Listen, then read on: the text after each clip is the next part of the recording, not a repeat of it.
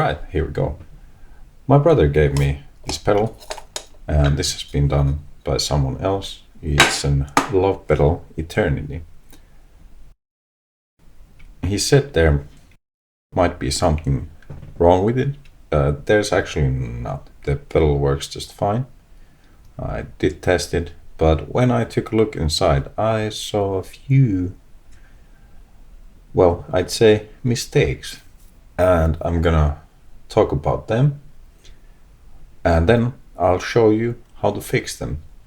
And the first mistake, I'd say, you can see that these knobs have these little screws, and I did try to get these off. But what I noticed when I tried to pull those out is I think they're actually super glued onto the potentiometers. And well, I'd say that's a mistake. No, don't do that. Now, if there would be something wrong with this and I'd have to take a potentiometer out, I would basically have to break it. So that's kind of like, I wouldn't do that. And then let's go and see a few other things that actually might cause us problems. And this pedal would be probably just fine if you'd use it at home, but I wouldn't let this one go to anyone who, you know, plays gigs or whatnot, not on their pedal board, because there's problems that might happen, and I'll show you why. The jacks are good ones. I really like these Lundberg jacks, small footprint, really good, and the quality is great too. Let's start going through this, and this is not really that bad of a mistake, but I did see, and I think there's enough loose on that white wire there, but generally if it would be any tighter, this would be pressing against it when we put the jack in, and then it might cause in time a loose connection either on that end or on that end, but it's fine. But I would probably leave a little bit more of a loose on there myself. And then I gotta actually heat up my soldering iron because we need to do some of that. Then there's the 3-beat point blah blah blah, the stomp switch, and we can probably see that these two wires and the bare part of them are pretty close together, so I do generally avoid that. So I'm just gonna bend the other one a bit more into that direction, so they really won't come to contact with each other. The soldering work here is, you know, really good. I actually think there's nothing wrong with that. The board and the components are laid out there really nicely. But then, well, this one too, this black wire here, I mean, I would probably leave a little bit extra on there, so in case these start to like, you know, get loose, that wouldn't twist off. And then we get to the main problem that can actually cause issues, and for that reason I have to solder this board off, and unfortunately it looks like I have to be, so this ground wire here has been left really short too, and just gonna try and yank it off. by soldering the board, because we need to get this board up, and that is because what has been done with the backs of the potentiometers is not good, and that's I've done that too. I'd say that's a beginner mistake. I'll explain why. But what you actually want to do with the potentiometers is you want to put these on the back if the potentiometer doesn't come with one, and here's one with the cover. And essentially what has been done here is when this board then rests here, that it wouldn't make contact with the pots, because that can actually short your board, then you won't hear nothing, and of course that's not something you want. So, and then another thing is, and that's being taken care of also kind of with the tape on the sides here, is your board can't also touch the metal on the sides, because then that could make unwanted connections too. Now we can see here and see that the soldering is really, that's good work. The legs could have been cut a bit more flat, I'd say, but let's get rid of these. And the reason why it can cause problems, because these are so sharp that if the enclosure, when you put the back on it, if it presses the board against the pots, it's gonna just go through that tape, because the tape is so thin, and then you're gonna end up having issues. So I'm just gonna install these, and you can buy these individually. I think you have to buy these actually individually nowadays from Teda. When you buy pots, some of them might come with those and others don't. There we go, that's better. Now if this would rest here,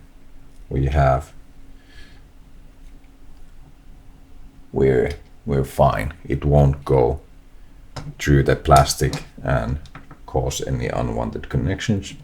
Then I see a little bit of extra on there. I mean, this is also kind of close on there. A few spots, so I'm just gonna tidy it up a little bit, and it's actually fine. Then I'm gonna put the longer ground wire from there to the board.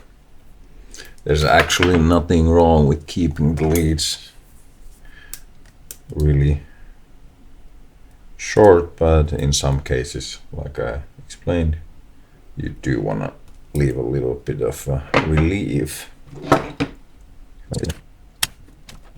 My favorite trick, and this keeps this from moving to the sides as well, and I think, yeah, we can do that. So this will take a moment, but this is my usual trick. This is how I secure a lot of times the Vero board onto something. And what I'm gonna do here is I'm gonna take my hot glue gun and then a piece of this stuff that you put under furniture. It's like felt. I don't know what you call it, but and then we just cut one size approximately don't have to be, in this case, exact. And then I'm just gonna be, when this heats up, I fast forward, I'm gonna be gluing it onto the back of the board, and then I'm gonna tape it on there, and let's see. Yeah, it will be just fine. And after that we'll do one last thing to make this, and I would say reliable, much more reliable, and you shouldn't be running into any issues after these things. And this is something I suggest you do with your pedal builds, especially if you want to take your pedals and put them on your touring board or whatnot. You want them to be reliable, not causing any issues, and these are some of the things you can do. Actually, while we wait, so then there's the other thing, this. So what do we want to do with this? Because we don't want this to also just touch any of the components basically, or take the risk that anything would touch that. So what do we do with this? We make a little shield, and I'm just gonna cut it from cardboard. Just put the red one on there. Nice.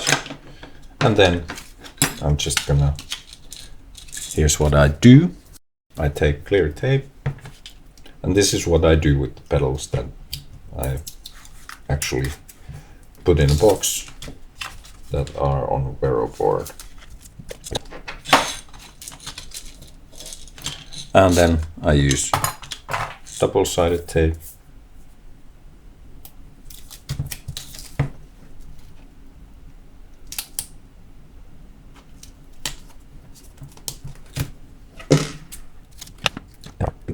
There we go.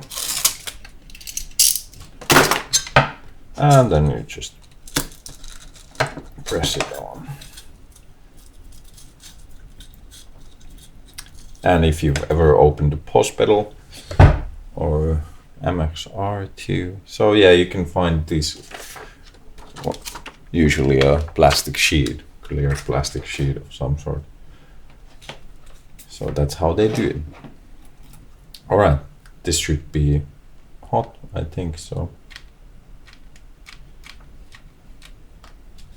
Just get a little bit of glue on there, on the middle. You don't have to overdo it. I do put a nice big clump, because then if I ever need to take that off, it's much easier to take it off. Let it cool down for a moment. All right, I think that'll do it.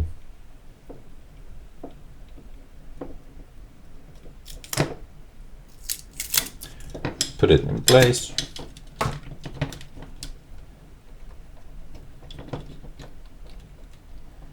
Like that.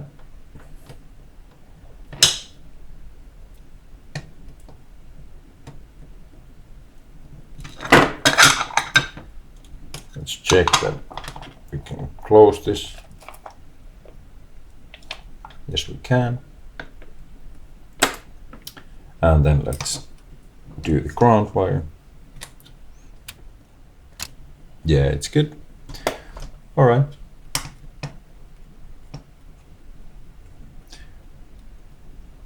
And there we go. We are done. And now, as you can see, it doesn't move. Nothing will, you know,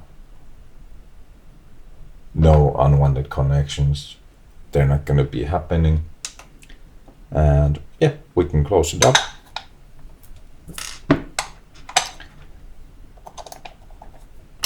And it's ready to go. So those are a few, I'd say, mistakes you can do building pedals. And if you haven't been doing those things, I recommend you do those, so you will likely run into less problems or really just minimize the probability of them happening. All right, next time something else. I'm off. Bye.